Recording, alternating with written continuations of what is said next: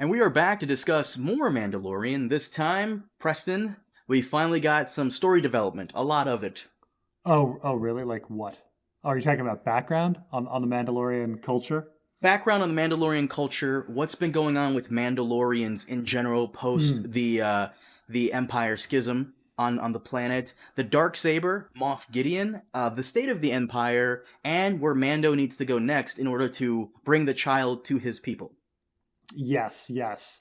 Though, doesn't it seem like the Mandalorian is just getting kind of like constantly roped into stuff? Like he's constantly desperate. Like oh, you've got to do this, and then we'll tell you how to find how to, like you know your people, and then it's like the next thing. It's like, well, you get roped into something more to find out more about his people, and it goes on and on and on. Like that, he just keeps having to do all of these different tasks for, I don't know, this breadcrumbs that never seem to lead anywhere. Well, to be fair, last episode, episode 2, The Passenger, that felt more like a side quest. I feel like we got finally to the main quest.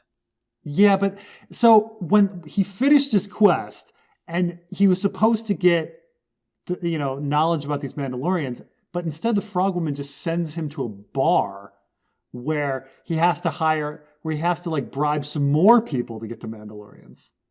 Like I was under the impression that frog woman would hook him up, and the frog woman sends him to the frickin' bar. Well, no, her husband sends him in there, where he could Yeah, find information on them, because apparently he's seen them, and they're on Thrask, and that's it. And then he yeah, just tells them to yeah. go. By the way, I also love how the Mon Cala species, the Corrin and the Mon Calamari, Admiral Akbar's people, they're all dock workers. I found that really cool, Mm. because they can, dive underwater and do all this stuff, and they thrive on water planets. Yeah, no, I thought the look of their planet was pretty cool. I liked it a lot. I do like how they started animating the tentacles. Like it's not like in Return of the Jedi, their tentacles were animated like that, but now they are. I guess all the technology from Pirates of the Caribbean. And before we start, real quick, I want to give a big shout out to my buddy Braden Parsons. He's a Make a Wish kid, and it was his wish for us to shout him out on the podcast. So happy 18th birthday, buddy. I hope you live to 19. Okay. All right. Okay, so let's start with the episode. Yeah. Once at Thrask, the Frog Lady reunites with her husband, and the Mandalorian boards a fishing ship, following a clue he had on other Mandalorians. By the way, on this frog thing, not to interrupt right at the beginning, Uh but huh. wasn't the whole point of getting the eggs to this planet so they could be fertilized, and then they By arrive on him. the dock and they're already fucking fertilized? I mean, that's a good question. Like you could see they showed the eggs and they showed like little things inside them, like on the dock. Like those looked like fertilized eggs to me. I don't know if like they arrived on the dock and then there was some scene that we didn't see of like the daddy just immediately splooged in the bucket and fertilized him like immediately. But like that was the whole point, right?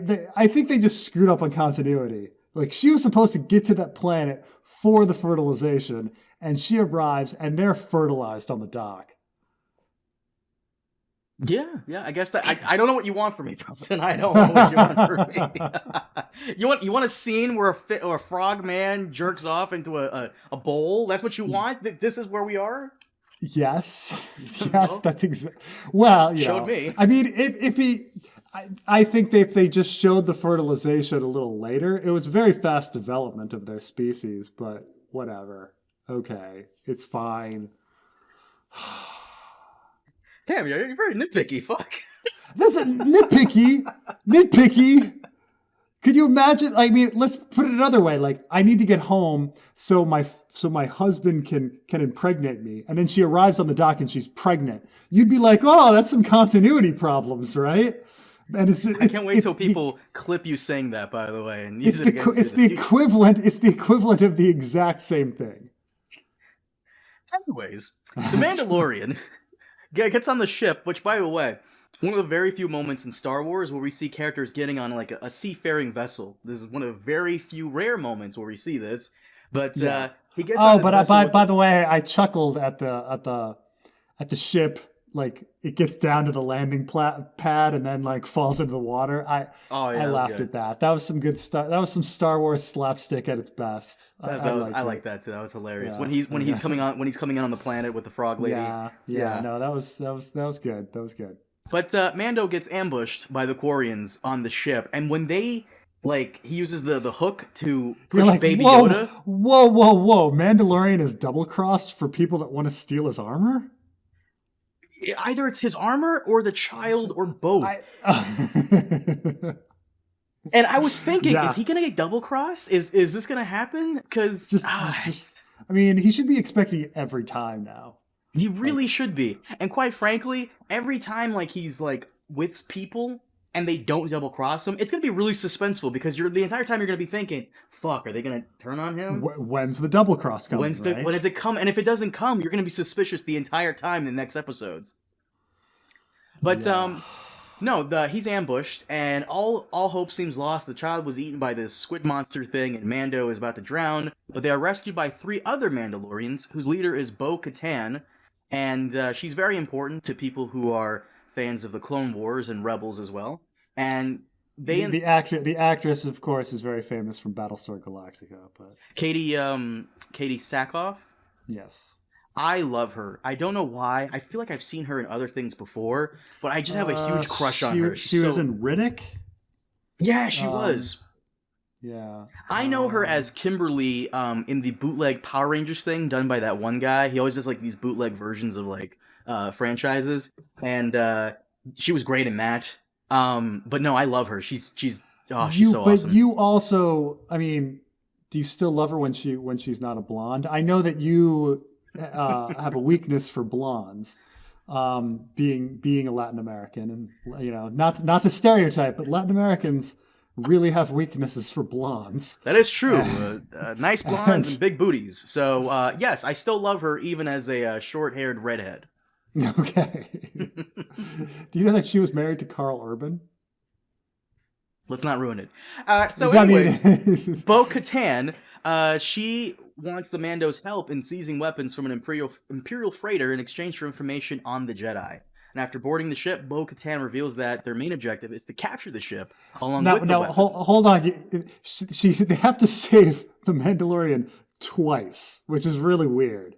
I have to say it was really kind of weird how they save him, and then it's like, I want nothing to do with you. You're the wrong type of Mandalorians. And you're like, okay. And then 5 minutes later, he has to get saved again. And to be fair, okay, I don't think he was going to...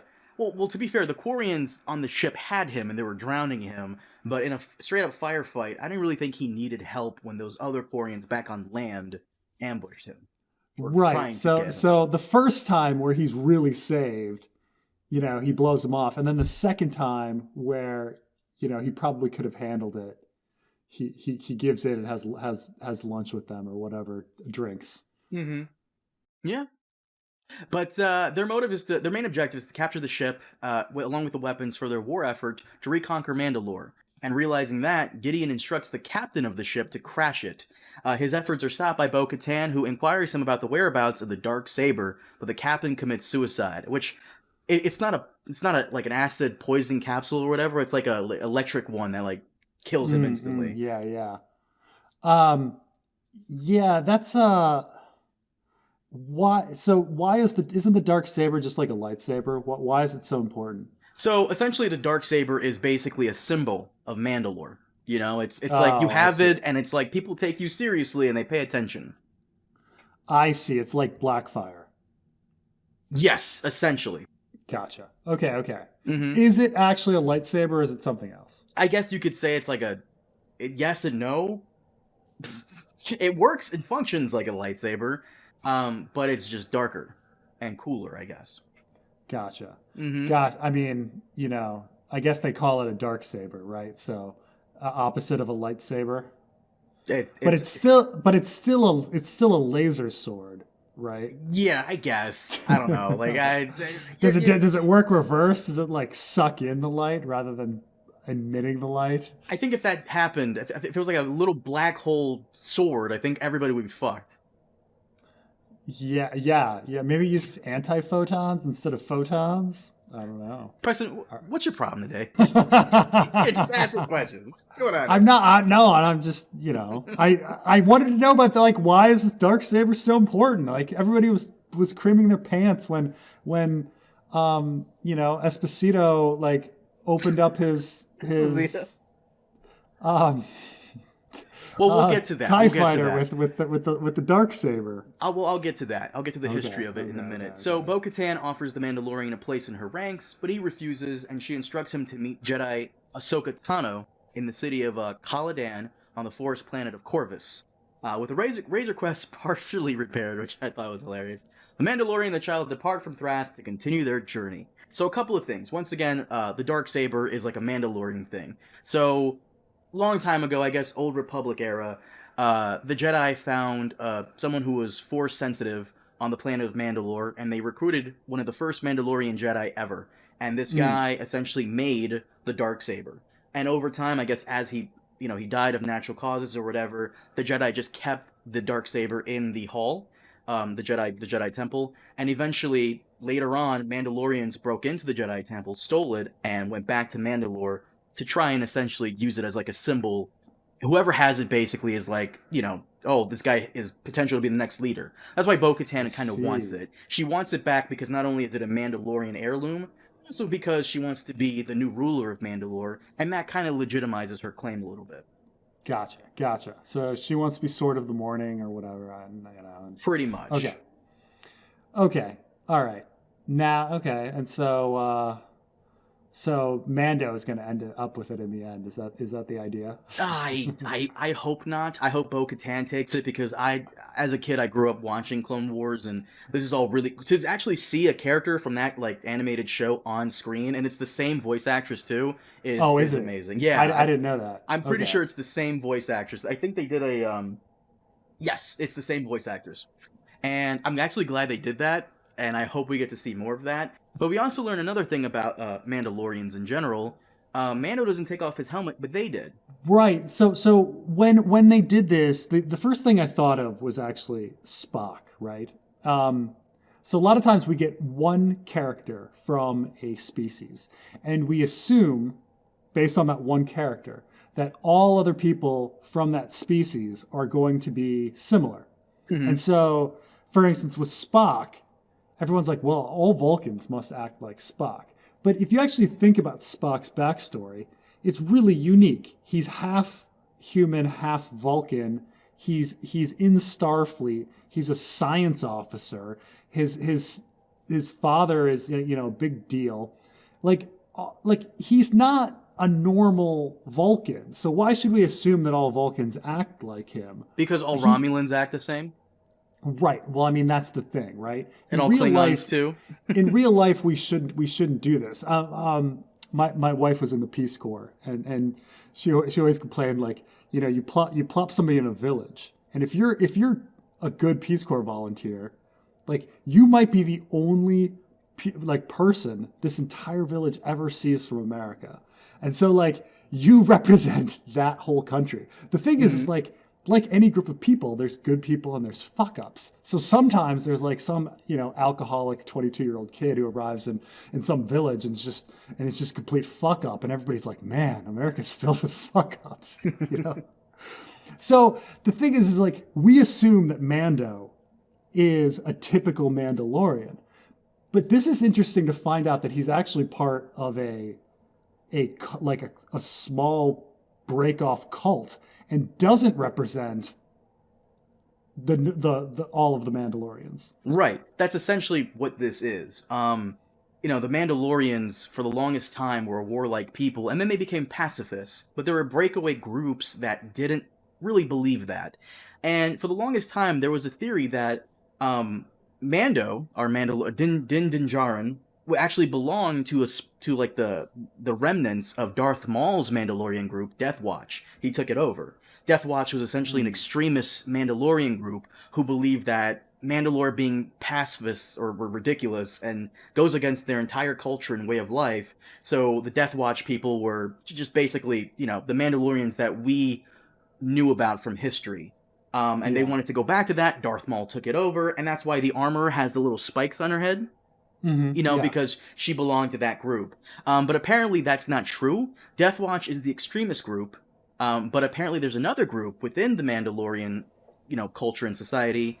They follow essentially the same tenets of Deathwatch, that Mandalore should be a warrior-like people, but they're not extremists, called the Children of the Watch. And it kind of confused me because you have Deathwatch and then you have Children of the Watch, so Yeah, she called them Children of the Watch, right? Mm-hmm. But And there so are he- there are yeah. different Mandalorians who can take off their helmets, and Bo-Katan belongs to one of them.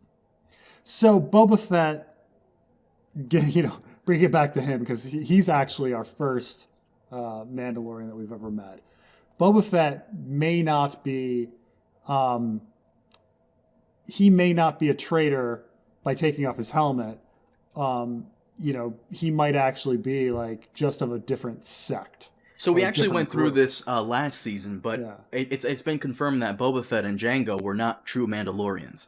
Apparently, according to this Chancellor of Mandalore, I forgot the name, he actually tells Obi-Wan during the Clone Wars animated series that Jango wasn't a true Mandalorian, just some random guy who stole Mandalorian armor. So you're saying that Boba Fett is closer to Timothy Oliphant than anything else, Pretty much. like a random dude who happened to be. It seems very odd considering that Django has Mandalorian armor, and then Boba decides to follow in his footsteps with a different set of Mandalorian armor. I think it's the same Mandalorian armor. It's just worn out over the ages. I'm pretty sure it's the same. different color, painted differently. I guess I swear it's the same. I feel like it is. At least the helmet is. At least I'm sure that maybe the helmet and I have to look at a picture. I know that Django has more body armor than Boba Fett. Like Jango Fett actually has big metal boots and stuff like that. Well, Boba Fett does not. Boba Fett just has pants, regular pants on. Some khakis that he picked up at Old Navy. When Timothy Oliphant was wearing all that crap, it looked silly on him. It really did. It looked fucking ridiculous. Right, he looked skinny and yeah. It looked out of place. The scarf it just looked silly. Yeah, so Boba Fett definitely has cargo pants on and while Jango Fett has metal plating all down his legs and stuff. So they're definitely, but I will say the shape of everything else seems to be pretty similar. So maybe it's the same arm, maybe it's the same breastplate and helmet and stuff, but that he's just repainted.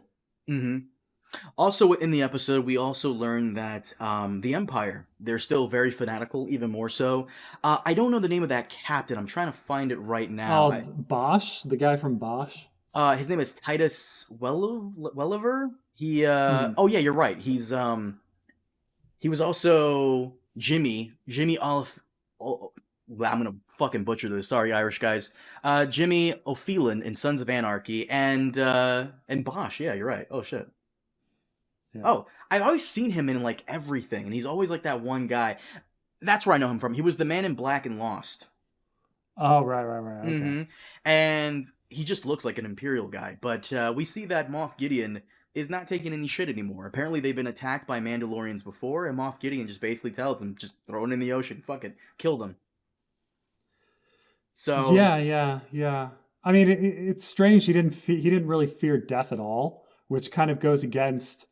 anytime you see the fearful captain or admiral in front of Darth Vader, if they're all zealots ready to die, shouldn't they not really be scared of Darth Vader? Yeah, pretty much, yeah. Which shows you how fanatical this sect of the Empire is. Gideon is most likely a warlord with his own splinter group from the Empire. Yeah. And even years after the Empire fell, it's funny that Bo-Katan is still trying to retake Mandalore because she kinda succeeded in the waning days of the Clone Wars. We actually see Ahsoka and Bo-Katan lay siege to Mandalore to remove Darth Maul's groups, and it works, but then the Empire comes in and just takes it from her again. So, I mean, it's pretty clear that, as time goes on, things are going slow now, but it's pretty clear that as the series goes on, we're going to be talking about Mandalorian politics and these characters are all gonna come together, Hmm. and somehow it's all gonna fit together. Boba Fett and what's the woman's name from this episode? Bo-Katan. Bo-Katan and Mandalorian, the Dark Saber, and all of this is all gonna somehow fit together somehow. The other interesting thing is that we finally get the name drop of Ahsoka Tano. Now, this is all Dave Filoni's characters. When Yeah. Episode 3 ended, Dave Filoni and George Lucas came together, and George Lucas wanted the Clone Wars to be told on screen on Cartoon Network, all that stuff, and Dave Filoni made all these characters. When Ahsoka Tano first came on screen in like the movies, and then on the television show, everybody hated her, but now she's one of the most beloved characters in Star Wars, like rivaling fan favorites like Chewbacca and even fucking R2. She's up there. Yeah. And she's Yeah, never been. She's got the tentacle heads like the dancing girls in Jabba's palace.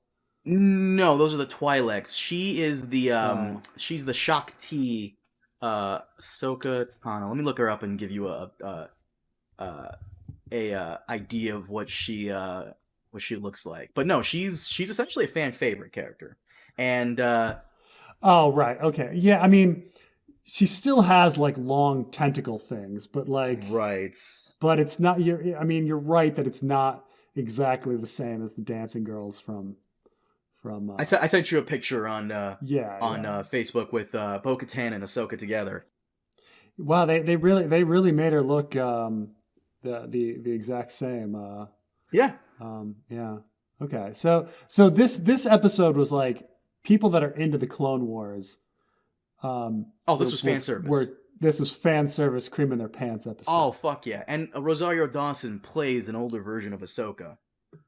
She will. Mm-hmm. Okay. But Rosario Dawson did not voice Ahsoka, so. Oh. But yeah, we finally got some story, and I would argue this is one of the best episodes of Mandalorian so far, right up there with episode 1 of season 1. I personally think I really liked it. Yeah, I mean, you don't think so? Well, I'm not in the same universe, right? So like, I definitely liked the fact that there was some meat to the plot, learning about these different sects of Mandalorians and hearing about the Dark Saber and having our villain appear and things like that. I liked all of that. I'm trying to think if I like. On the other stuff, like I like the design of the planet. I thought that was all fine. I don't know about the taking of the ship kind of thing. Like it was just kind of random stormtrooper fodder. When our stormtrooper never fodder. Well, we've been over this before.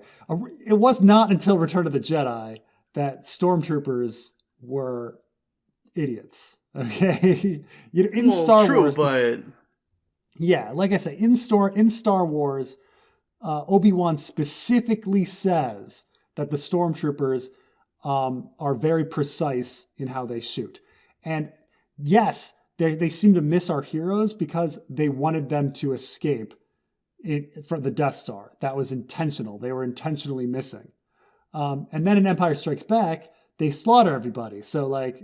The stormtroopers are great. It's only until Return of the Jedi where they're just absolute bumbling idiots, like just absolute idiots. And then like the whole joke last season of having the stormtroopers try to hit that can and they can't hit the can, like that. And so like them being like, oh, stormtroopers, and he didn't say they couldn't hit the side of the barn, but they said something else, right? The bantha. Bantha, right? It's obviously supposed to be the same thing, but stormtroopers are not they're not supposed to be, at least according to Star Wars and Empire Strikes Back, like jokes. They're supposed to be highly trained, military guys. But here they just kind of see. I don't think they're highly trained. I think they're adequately trained. And where stormtroopers really excel is just mobbing you with numbers, right? That's why you have like death troopers. They're not zombies. They're supposed to have precise shooting. Like they're supposed to be trained military guys. Right. They're technically soldiers, but they're not really soldiers. They're more like a glorified militia in a sense. Because yes, the clones were soldiers. They were trained like soldiers. the Empire really has everything in the bag, and they don't really need clones anymore, otherwise they would keep making clones. What they need is just, like, a bunch of guys in armor who can kinda shoot. And if you get enough of them, they can most likely hit your target. I mean, this is the big contradiction, right? So we have this empire that can control thousands of planets, that can build planet-destroying weapons, that can send ships, spacefaring ships across the galaxy, that have just incredible. They like the scientists and engineers in the Star Wars universe that work for the Empire must be incredible, and yet they can't teach some guys to shoot. Like, you can't send a guy like 1 hour a day to do target practice. Like, To be fair, regular Preston, military. our heroes have literal plot armor. Let's be clear. Our heroes I mean, have literal plot armor. They do have literal plot armor, and we should have seen more of that. But we kind of did though. Like Mando throws himself in front of the repeating heavy blaster. Right, he does get hit. Mm-hmm. So I'll to be fair, it was a narrow corridor. That's right. not a large space. I did not like the line that they couldn't hit the side of a bantha. I think it's just really dumb to reinforce this idea that stormtroopers are not good at their job. Like, it takes away everything. Like, then what's the point? Like, they're buffoons. Okay. No, I agree. I agree. What is my protagonist fighting against? What are his challenges? What are his challenges that he has to overcome? Oh, nothing. See, it would make more sense if the Death Troopers we saw last time with Gideon actually were fearsome dudes, because Death Troopers are supposed to be the best of the best, the elite of the elite. They're the Stormtroopers in black armor. I mean, it's like Return of the Jedi. That was supposed to be the most highly trained battalion. That's right. It was such. I mean, I hate Return of the Jedi. I think it's a horrible, horrible movie. It's. I mean, I'm not saying it's my least favorite Star Wars movie, but it's down there. I think I read somewhere that originally it wasn't supposed to be Ewoks. It was supposed to be Wookiees, which would make sense. They've always been used as slave labor. No, but it's just stupid stuff like oh, there's some knocking on the top of our ATST. I'll just open the hatch, and you're just like, oh God, like what? Or somebody radios in and goes like, oh, we're defeating them. Send everybody outside. So and you're like, come on, like who would do that? Like, really? All of my sensors show something completely different. Every other person with a communication device can't be reached or is dead. What do you mean? Like, that movie and that movie and that precedent is what's showing up in Mandalorian. Like, oh, a teddy bear has stolen my bike. Let's send everybody after him. Like, come on. Like, no one would do that. You know what really fucked up Return of the Jedi for me in a sense? It's the scene where they're trying to bypass with the shuttle to Tydirian or whatever, and they're about to land on Endor, and then Leia puts her hand on Han's shoulder. You can see that coke nail. I can't ever unsee that, and it really bugs. It's like the Carrie, it's like the Carrie scene from the first one. Carrie! Do you remember that? I don't remember that. I've heard about it. I think they every one I've seen they took it out. Oh really? Yeah. When Luke comes back from the Death Star, I mean, some people say no, he's saying hey, but it sounds like he's going Carrie. Mandalorian. Best episode so far. Yeah, no, I mean, well, I thought it was okay. You're definitely, I mean, the fan service just definitely excited you. You thought it was okay? We got everything. We got story progression. We killed a couple of stormtroopers.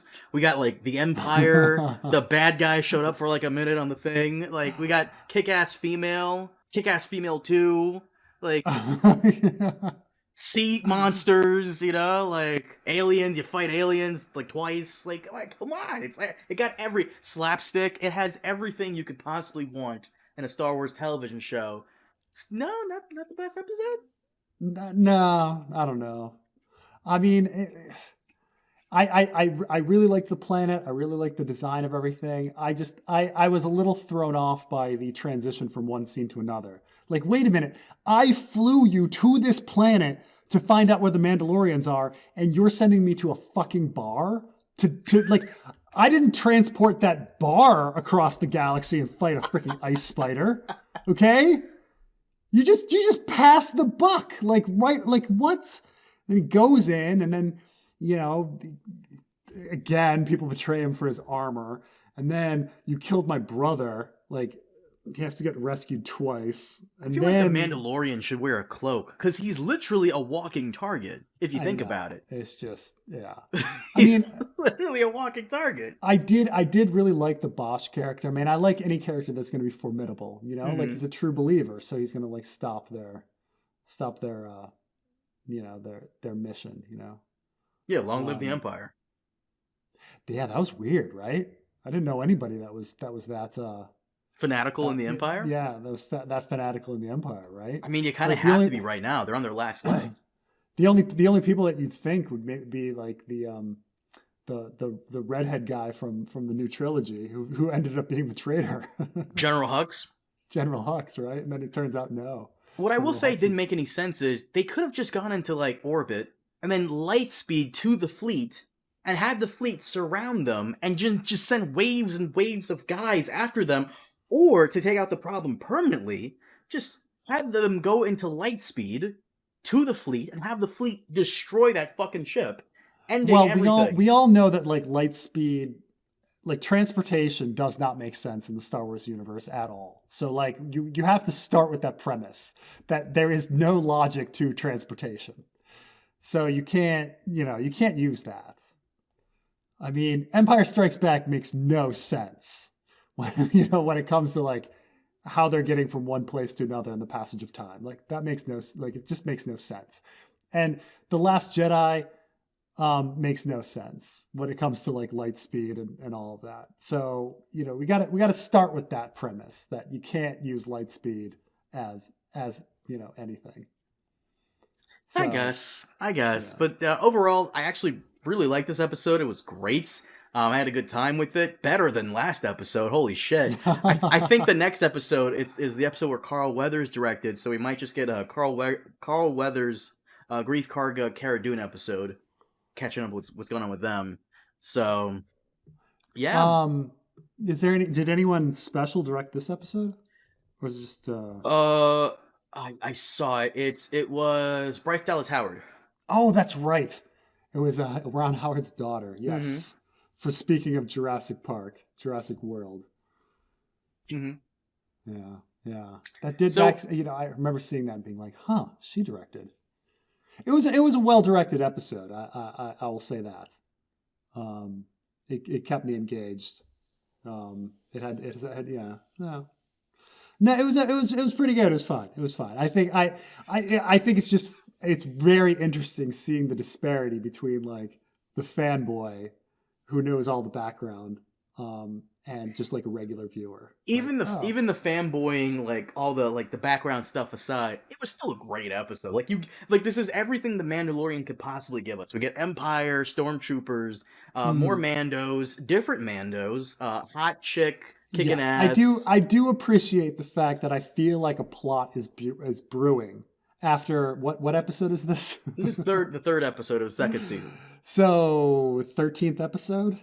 Yeah. After 13 episodes, we feel like there's finally a plot brewing. Well, I feel like the overall plot is Mando trying to get the child back to his people while also staving off attacks and remnants of the Empire, especially this one particular group of remnants, Moff Gideon's group. So yeah. And I feel like Moff Gideon is not gonna let Mando go off like that easy. Moff Gideon has some weird connection to Mandalorians, and I feel as though he either wants to kill all of them or just take everything they could possibly have. Well, he somehow got that Dark Saber and feels like he needs to keep it, right? And Moff Gideon also, yes, and he also wants the child. Right. So how they're all related is kind of hasn't been explained yet, right? Like why the Mandalorians will be able to take him, like why the Mandalorians would know where the Jedi are. Because Bo-Katan and Ahsoka have history together. Like I showed you in the picture on Facebook, they went through the Siege of Mandalore together. Bo-Katan doesn't know where all the Jedi is. She just knows where one is. And Ahsoka is not really a Jedi, not anymore. But she's the closest thing that Bo knows to a Jedi. Somebody brought up this kind of interesting plot point where, again, this gets back to when you meet one person of a species, you assume all the species are similar. Mm-hmm. We have no proof that Yoda's species are overwhelmingly good. True. Right? Like it could be that like Yoda's species are actually like very susceptible to falling to the dark side, and they need like guidance from a young age. That is also very true. Like having the Force, you're just connected on a deeper level with your emotions and your mental psyche. And when you're a Force wielder, when you're a Force user and you're angry, you're not just angry, you're fucking furious. Like with Kylo Ren, you know, like it amplifies your emotions because you're in tune with like everything around you. So that is true. Maybe Mando is also teaching the child to essentially just be a good person by doing all these good deeds. Maybe all these side quests have a purpose. Right. You know, like maybe the reason that Jedi have to be trained from a very, very young age is because if you get them later, they're gonna be too rage focused. And so it was really freaking lucky that Mando got the kid, because otherwise, you know, it would have been a Sith Yoda. And we don't want Sith Yoda. We've seen with that. There was like a brief in Legends account of that. Where Yoda, for like a second, goes to the dark side and it scares the shit out of Count Dooku. Oh, really? Yeah, it scares the shit out of Count Dooku. So. And there would be an extended universe, no longer canon story about that, wouldn't there? I don't know if it's canon. There's an extended universe story, Legends, no, not canon, where Jar Jar's father gets stranded on an island out at sea with Jar Jar, and it's all Jar Jar's fault. Man, if I saw that on the bookshelf, I'd be like, wait, a story about Jar Jar's father? I need to read that. Where Jar Jar gets him stranded on an island, and Jar Jar's father is so fucking depressed and pissed off at this, he tries to kill himself. Misa, so sad. Misa, I need to kill myself. Really? This is a thing? Mm-hmm. Mm-hmm. Oh. This is a fucking thing. You can look it up. You know what's funny? You know what's funny is that like now like the Gungan voice is like the only racist voice you can now say anymore because it's not a real accent or a real people. Right? Like if it were a real people or a real accent, it would be inappropriate, right? But because like they're fictionalized, you can just be like, Misa's so depressed, and like, oh, the Gungans. Preston, let's wrap this up. All right. You thought the episode was okay. I thought it was amazing. Okay. Yeah. Is there anything else we could discuss about this episode? No. I mean, you know, thankfully you explained to me this Mandalorian history. I'm sure people in the comments are like, "How dare you, Preston, review something where you don't know everything? You know everything about Ice and Fire. Why don't you know everything about the extended universe?" And I was like, "That's why I have Carmine. This is why we have a partnership. This is our partnership. He knows everything about Star Wars. That's his thing." I don't know everything. I know a couple of stuff. I know a lot about Star Wars, but I don't have the Carmine knowledge. Carmine knows a lot about Ice and Fire. He doesn't have quite my knowledge, and that's our balance. That is true. That is. This is what we. This is our thing. It's our thing. This is how it works. Guys, thank you so much for joining us on this episode of the Mando podcast, whatever this is. We'll see you next time with episode 4.